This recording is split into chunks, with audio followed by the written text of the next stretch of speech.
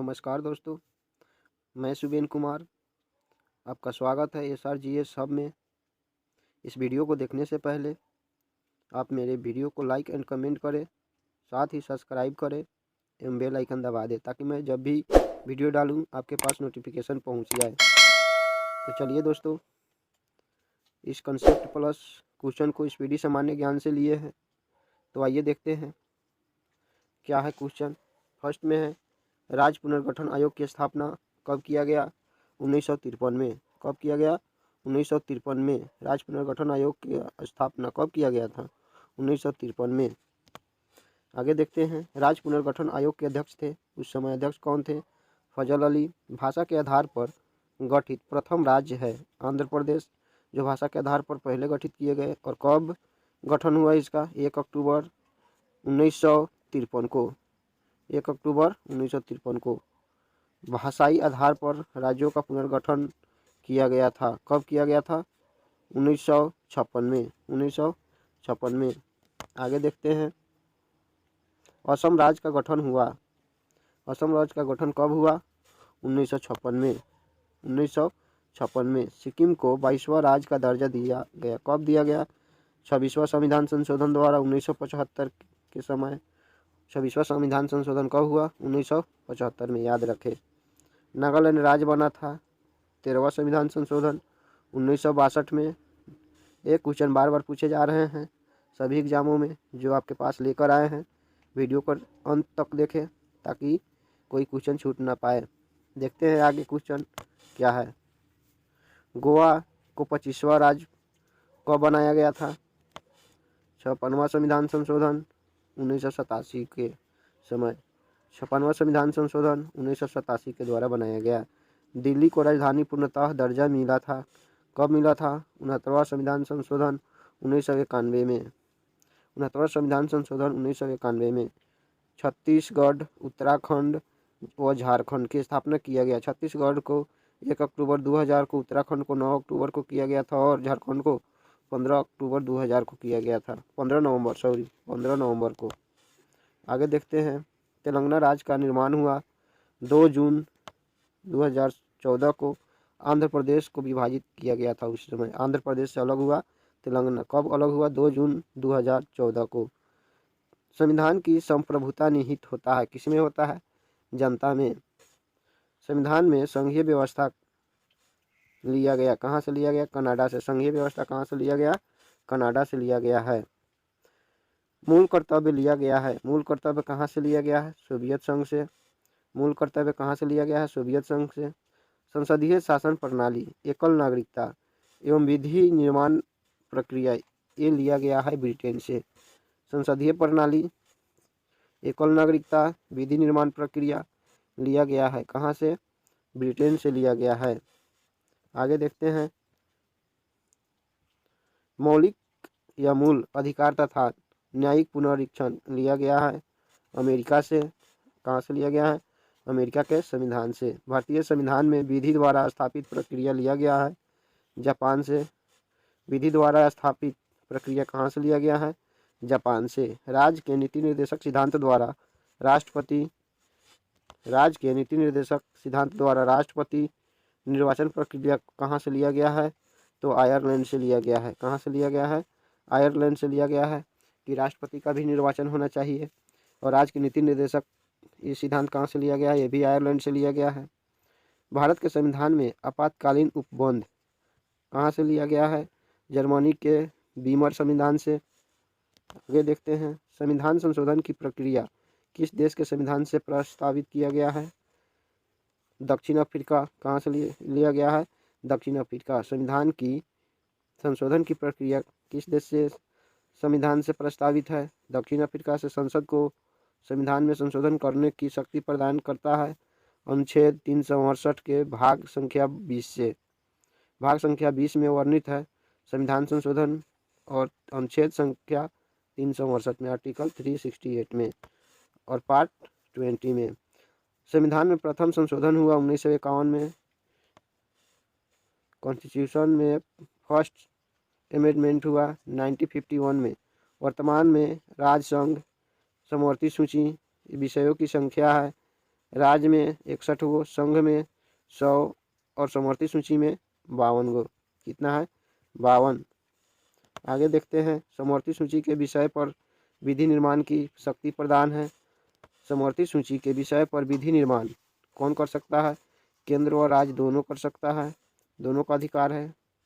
One पर्यावरण विषय है समवर्ती सूची का। समवर्ती सूची लिया गया है आयरलैंड से। वन पर्यावरण विषय किसका है? समवर्ती सूची का है। और यह समवर्ती सूची कहाँ से लिया गया है? आयरलैंड से लिया गया है। आगे देखते हैं, शिक्षा समाचार पत्र विषय है किसका है? समवर्ती सूची का है। किसका है? समवर्ती सूची का यह विषय है। समवर्ती सूची। शिक्षा को राज्य सूची से समवर्ती सूची में स्थानांतरित किया गया। कब किया गया? 42वें संविधान संशोधन 1976 द्वारा शिक्षा को राज्य सूची में से कहाँ किया गया था? राज्य सूची से समवर्ती सूची में 42वें संविधान संशोधन 1976 द्वारा। 42वें संविधान संशोधन 1976 द्वारा। पुलिस, पंचायती राज, भूमि सुधार, गैस, कृषि, कानून व्यवस्था विषय कहाँ किस सूची में है? तो वह है राज्य सूची का। किस सूची का है? राज्य सूची का है। रेल, डाक, रेडियो, टेलीविज़न, बैंकिंग, बीमा, जनगणना विषय संघ सूची का है।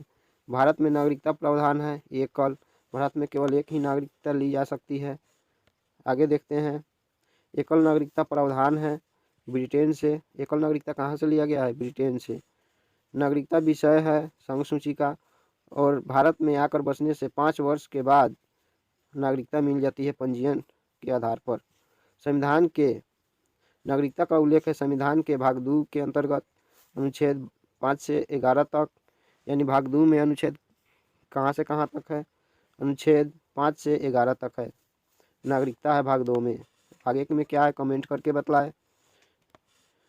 भारतीय नागरिकता प्राप्त की जा सकती है जन्म से, वंश परंपरा से, पंजीकरण से, देशीकरण से, भूमि के अर्जन द्वारा।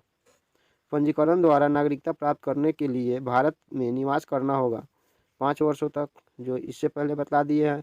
अदेशीकरण द्वारा प्राप्त करने के लिए भारत में निवास करना होगा, ये भी 5 वर्ष देशीकरण प्राप्त करने के लिए निवास करना होगा।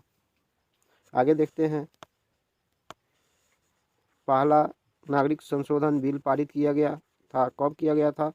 1955 में। 1955 में भारतीय नागरिकता अधिनियम 1955 में संशोधन हो चुका है। यह कितने बार? 6 बार। अंतिम बार 2019 में हुआ। मौलिक अधिकार संविधान के किस भाग में वर्णित है? भाग 3 में है। भाग 3 में मौलिक अधिकार है, जो भाग 3 में अनुच्छेद 12 से 35 तक है। मौलिक अधिकार कहाँ से कहाँ तक है? अनुच्छेद 12 से 35 तक है। आगे देखते हैं, भारत का मैग्ना कार्टा कहा गया है। किसको कहा गया है? मौलिक अधिकार को, जो भाग 3 में है। 12 से 35 तक है। 12 से 35 तक है। आगे देखते हैं क्वेश्चन,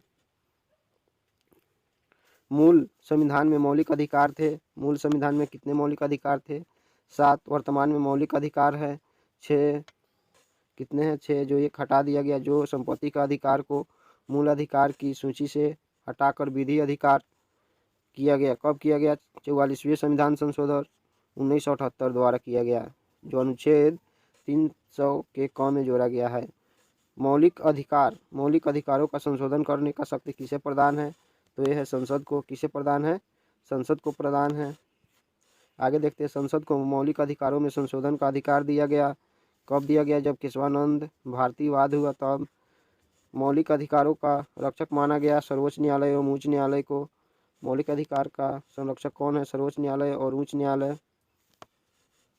मौलिक अधिकारों का निलंबन कर सकता है राष्ट्रपति।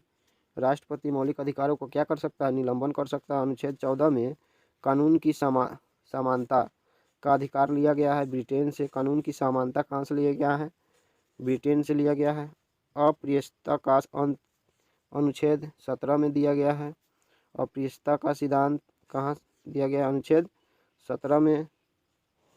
देखते हैं आगे, उपाधियों का अंत है। उपाधियों का अंत अनुच्छेद 18 में है। उपाधियों का अंत अनुच्छेद 18 में है। आगे देखते हैं क्वेश्चन, जो इस प्रकार दिया गया है। पूरे क्वेश्चन को देख कर जाए, जो बार बार सभी एग्जामों में पूछा जा रहा है। प्रेस की स्वतंत्रता या बोलने की स्वतंत्रता वर्णित है अनुच्छेद 19 के क में यानी 1 में चौथा स्तंभ इंगित करता है। चौथा स्तंभ प्रेस को कहा जाता है।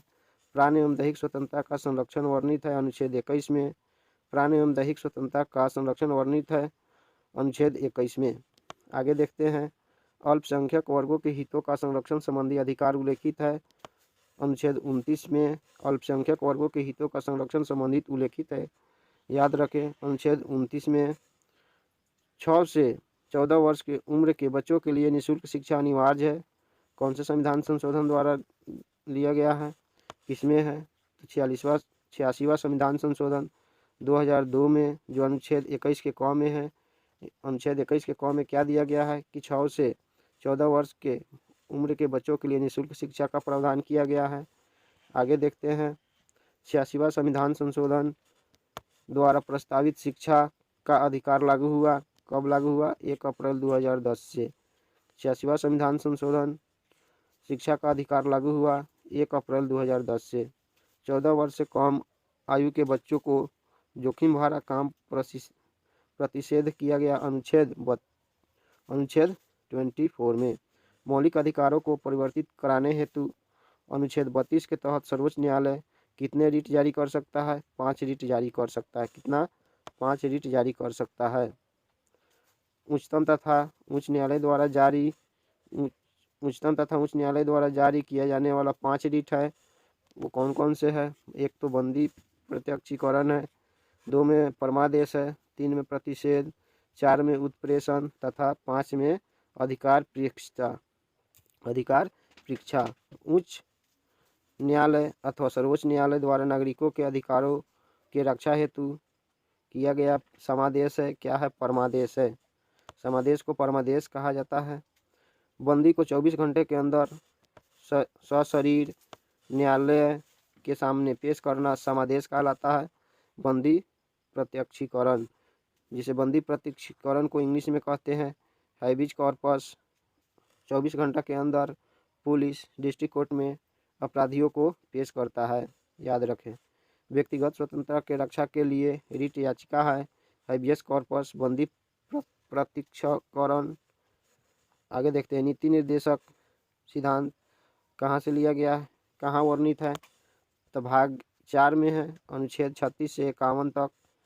आगे देखते हैं, राज्य के नीति निर्देशक सिद्धांतों का मुख्य उद्देश्य है कल्याणकारी राज्य की स्थापना करना। राज्य के नीति निर्देशक सिद्धांतों का मुख्य उद्देश्य क्या है? कल्याणकारी राज्य की स्थापना करना। मूल कर्तव्य वर्णित है संविधान के भाग 4 के क में, अनुच्छेद 51 के क में के तहत।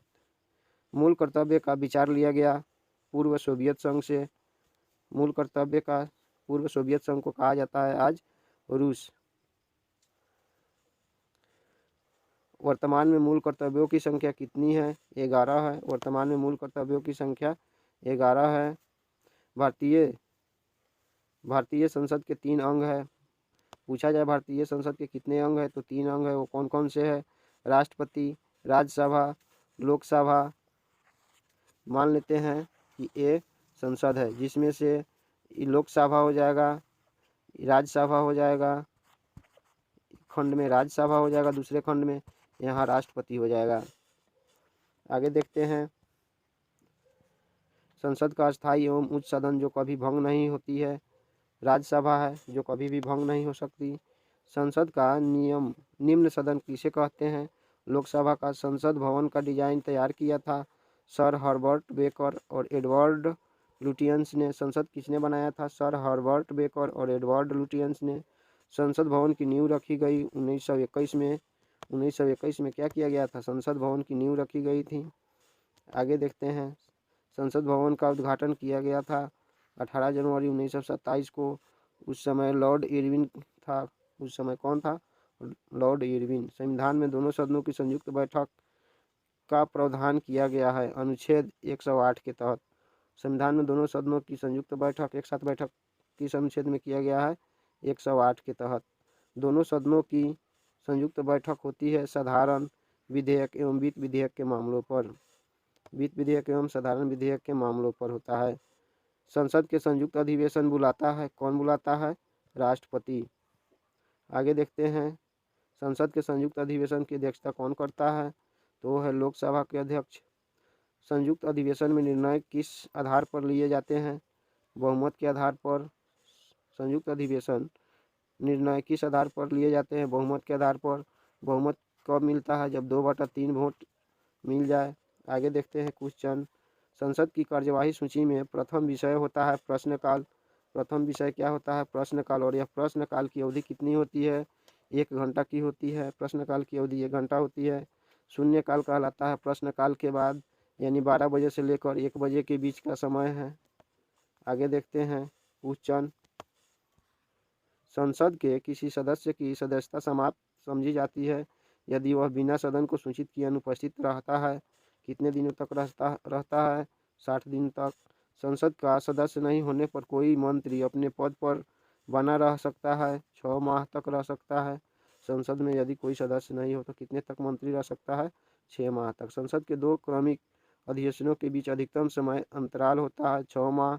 संसद के 2 क्रमिक अधिवेशनों के बीच कितने अधिकतम समय अंतराल होता है? 6 माह का। आज का वीडियो इतना ही।